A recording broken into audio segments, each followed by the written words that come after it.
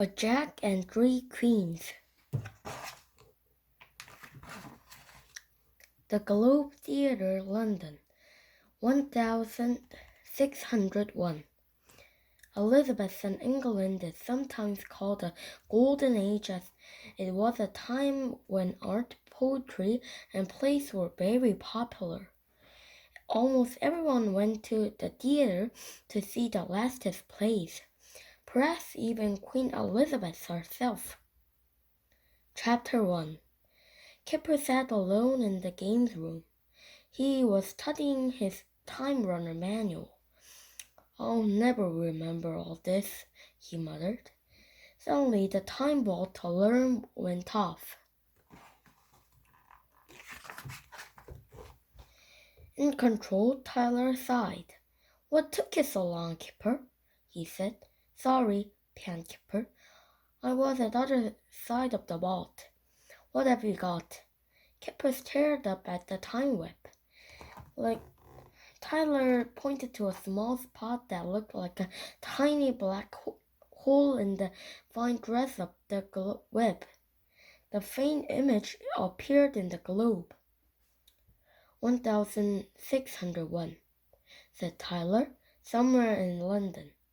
Kipper strained his memory. 601? That's Queen Elizabeth one, right? Good. "So you haven't always been asleep during training then?" grinned Tyler. Yeah, Tyler. We can't all be a brain box like you." Kipper looked around. "Where are the others anyway?" "Biff and Wolf have gone already," said Tyler. "Get going." Chapter 2. Kipper stepped from the portal. Instantly it snapped shut behind them. He felt dizzy, and everything looked blurred. He took off his glasses and rubbed his eyes. Where was he? After a moment, his eyes focused. Right in front of him was a mighty river busy with boats. It was a river Thames. To his left was a large bridge lined with buildings. Houses on a bridge? He thought. Weird. His eyes sharpened. Right above the low, cramped house on the opposite bank was a large round building, topped with flags. A putrid smell filled his nostrils. It was the slimy mud at the water's edge. "You took your time," said a voice behind him. "We've been standing in this stinking mud for ages." Kipper looked round. Biff and Wolf were standing under some wooden steps that led down to a landing stage. Biff sniffed the air. "Thanks, Tyler, for dropping us in it," she joked. Then they all started to laugh. But as they did, a coldness touched them for a moment. Biff shivered.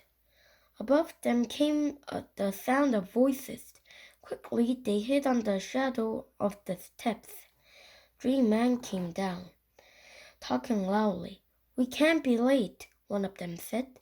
"Waterman!" he shouted at the passing boat. And one turned and headed towards them. "Take us to the Globe," the first man ordered as they all got in.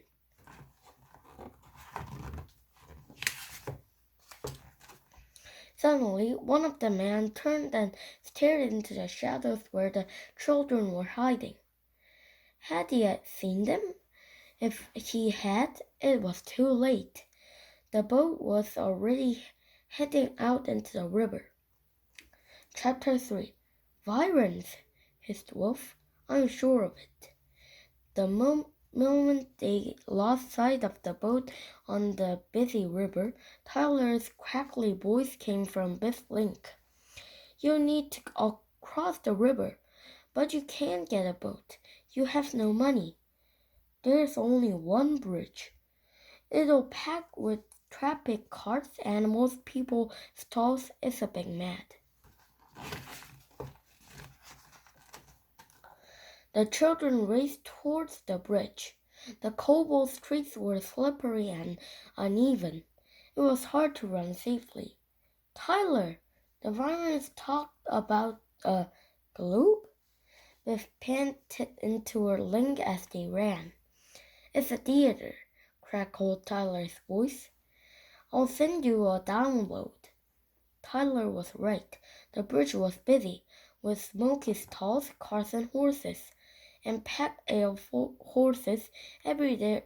Where they looked, there were people. At one point, they even had to push through a great crowd of people watching a huge black bear in chains being made to dance.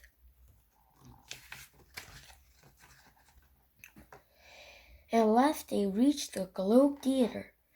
A company of actors were standing in the doorway talking to a man dressed in black. They watched as the three Virons went up to a man. One of them gave him a curt bow. Wolf leaned pained. Wow, he gasped. Tyler says to look out for a man in black.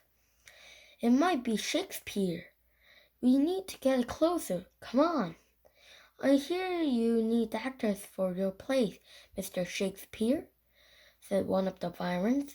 So it is Shakespeare, said Wolf, and he's hiring actors. I have an idea. Chapter 4. Shakespeare beamed at Kipper and Wolf. Wonderful, he said. You are just what we need. You two can play the Queen's ladies. Shakespeare turned on his heel. Hurry, we perform this afternoon. They watched as the actors started to follow Shakespeare into the theater. Nice one, Wolf, moaned Kipper. The Queen's ladies. Couldn't he see we were boys? The actor playing the Queen turned to Kipper. So, I'm a boy too. He took off his wig. My name is Jack. I always plays the Queen. That's silly, said Biff. It would be better if a girl played it. Now that's silly, laughed Jack. A girl acting? Ridiculous. As they went inside the theater, Wolf suddenly felt cold. He nodded towards the three Virons. What parts are they going to play? He asked Jack. I'm not sure. Guards, I think. They're new, like you, replied Jack. Wolf looked at Kipper. Then we need to be on guard too, he muttered. Chapter 5. They watched the Virons closely all through the rehearsal. What are they up to? Muttered Kipper. What can they do here? It's just a play. Jack overheard what Kipper was saying. This is not just any play, he said. We are doing this one for Queen Elizabeth. She loves the theater. Sometimes she even comes in secret to watch us rehearse. At that moment, an old woman wearing a hooded cloak came into the theater. She took the cloak off and handed it to Shakespeare. All near for Queen Elizabeth, he shouted. So that's it, breathed Biff. They're after the Queen. The Queen came over to Jack. I will be watching the play, she said. She gave Jack a knowing smile. It'll amuse me to see how you play the Queen. She turned to the other actors. Good luck to you all, everyone cheered.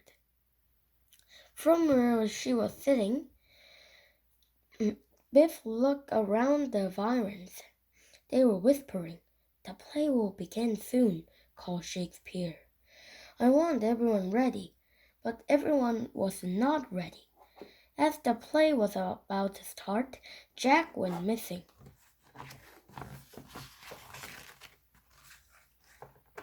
Chapter 6.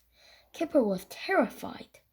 He was standing in Jack's costume and was about to go on stage. Jack had not been found, so the part of the play had been delayed. Kipper had been told to replace him, but he hadn't been able to learn the lines in time. Luckily, Tyler had found a copy of the play in the library. He was going to whisper the Queen's lines to Kipper through the link. The children could tell that the theater was packed. There were shouts, cheers, and boos as the play got underway. Biff and Wolf peeked through the inner curtain. On the side of the stage, Queen Elizabeth was sitting watching the play. Two of the Vyrons had moved quite close to her. "I don't like the look of it," said Wolf. "What's their game? And where's Jack?" asked Kipper. "Okay, Kipper, get ready," said Tyler. "Your first line is, 'How fares our noble uncle?' Ready? Go!" Kipper took a deep breath. The inner curtain opened and he stepped on stage. Before Kipper had time to open his mouth, there was a loud bang. A huge puff of smoke rose up from the front of the stage.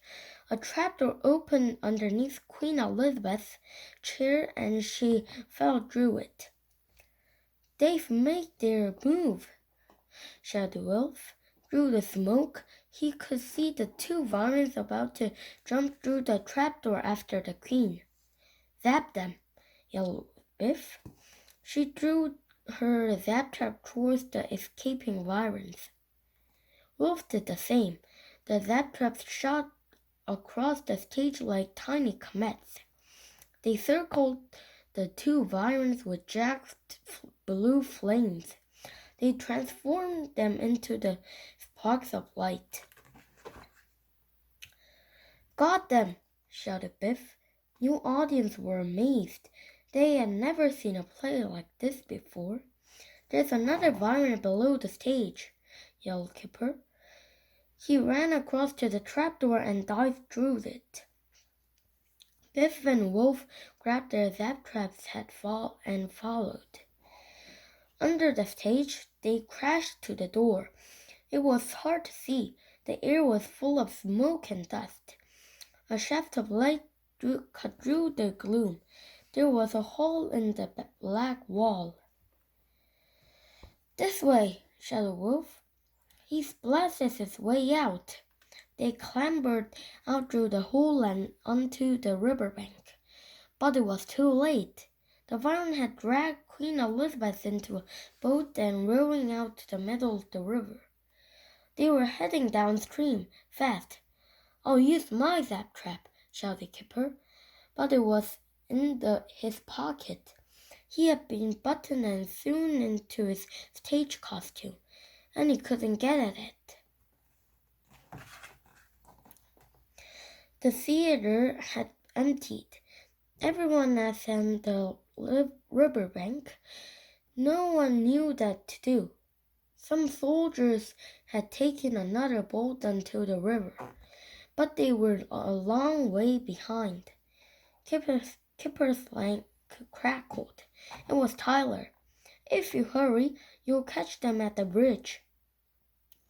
They dashed to the bridge. "I've got an idea," Kipper shouted. He pulled the wire from his link. He tied the hitch knot to one of the bridge posts. It was a long way down. "What are you going to do?" asked Biff. "Maybe I can swing down on the wire and grab the Queen just as the boat goes through," said Kipper. But Kipper didn't need to. As the boat shot under the bridge, the Queen Elizabeth, a chain trailing into the river, she hauled herself up easily, like an acrobat. "That's weird," said Biff. "Surely she's not strong enough to do that." The Queen flipped over the rail, gave a bow and pulled up her wig. It was not Queen Elizabeth. It was Jack. At the same time, another queen appeared on the bridge. It was the real Queen Elizabeth I. 3 queens? Said Biff, looking at Kipper. A small, thin man stepped from behind Elizabeth. More of a theatrical trick, really, he said. I'm Lord C's Kissel. My job is to foil plots against the Queen. The real Queen Elizabeth didn't go to the play, continued Lord Kessel. We knew about the plot to kidnap her, so the young actor Jack took her place. Which meant Kipper had to take my place, smiled Jack. Thanks for nothing, snorted Kipper. But what about the kidnappers? Asked Jack. Biff looked at the others. 2 of them had been dealt with, but one is still on the loose. He'll be well away by now, said Lord Kessel. It was a fast tide. He'll be back, Drew, said Biff quietly. Queen Elizabeth turned to go. Well, thank you one and all, she said. I will send Lord Kessel to the theater to reward you.